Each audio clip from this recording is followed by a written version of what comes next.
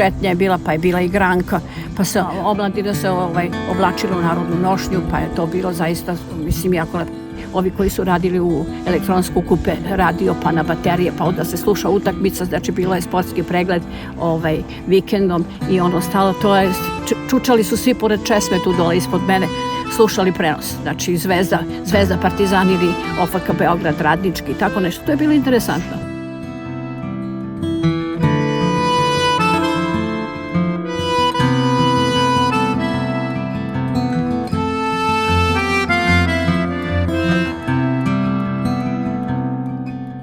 Čist vazduh,